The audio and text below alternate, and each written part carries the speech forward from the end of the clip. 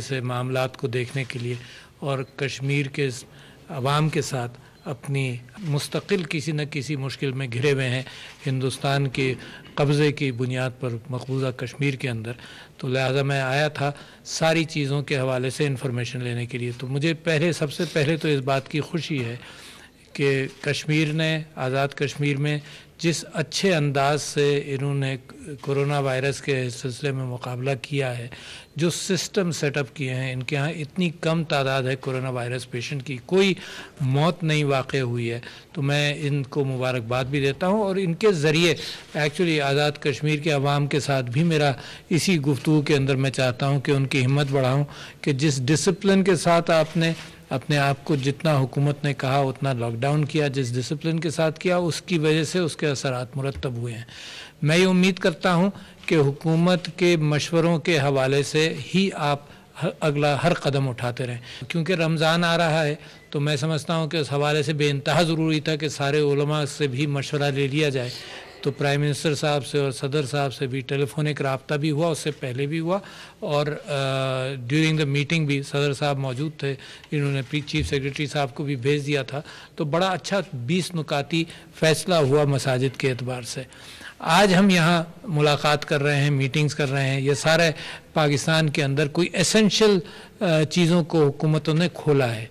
मिसाल के तौर पर फूड ट्रांसमिशन को खोला है, मिसाल के तौर पर प्राइम मिनिस्टर ने कंस्ट्रक्शन इंडस्ट्री को रिलीफ देने की नीयत की है, मिसाल के तौर पर और मुख्तलिफ सीमेंट इंडस्ट्री को और कोई तो तकरीबन 62 सेक्टर्स को थोड़ा सा रिलीफ देना चाहते हैं, क्योंकि ये दुनिया की बहस है कि कितना, कौन सी हुकूमत और कौन सा खित्ता कितना लॉकडाउन करे और लॉकडाउन की कैफियत हैं। तो ये तो दुनिया की बहस है। अगर पाकिस्तान में भी मुख्तलिफ सूबों के दरमियान ये बहस है तो ये अच्छी बहस है।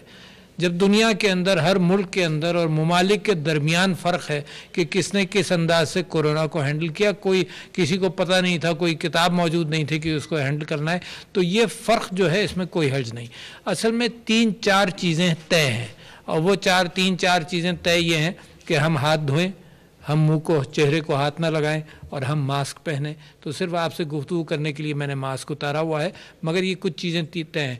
अगर इन चीज़ों के एहतमाम के साथ हम पाकिस्तान के अंदर काम करें तो इस बात का इम्कान है कि कोरोना का भी मुकाबला करेंगे।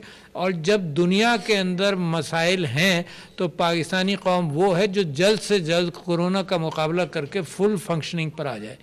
तो ये इस चीज़ की अहमियत को मद्देनज़र रखते हुए और ये देखते हुए कि रमज़ान आ रहा है, बख्शिशों का महीना है, मुसलमान को बड़ी मोहब्बत है रमज़ान से, क्योंकि कुरान भी उसी महीने में नाजिल हुआ। अल्लाह ताला मग़फ़िरत करता है और मुसलमान रो रो कर दुआएं मांगता है। तो मैं समझता हूँ कि ये तौबा और इस्तग़फ़ार का जो महीना है, इसके अंदर मज़ीद हमारी तौबा और इस्तग़फ़ार बढ़ जाए, एक बात। दूसरी बात ये कि जो डिसिप्लिन हम बाकी हर जगह लॉकडाउन और सोशल डिस्टेंसिंग के एतबार से कर रहे हैं, तो हमारी ख्वाहिश ये है कि मसाजिद के अंदर भी वही हो।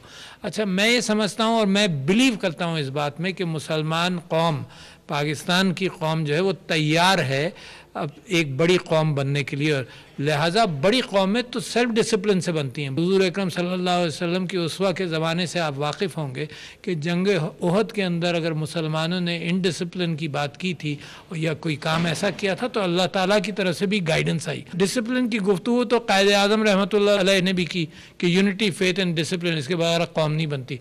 जापान और जर्मनी ने दूसरी जंग अज़ीम के बाद ये साबित किया कि डिसिप्लिन के साथ कौम बनती है। तो मुझे उम्मीद है, मैं उम्मीद करता हूं कि पाकिस्तान की कौम डिसिप्लिन का एहतमाम करेगी इस कोरोना वायरस के सिलसिले में, जो हुकूमतों ने कहा है, और जो उलमा ने मिलकर एक बात 20 नुकाती जो बात तय कर ली उसकी पाबंदी अब फ़र्ज़ हो गई। ये इजमा है, सारे मुफ्ती उलमा और मशाइख इकट्ठा हो जाएं किसी बात पर, वो इजमा है।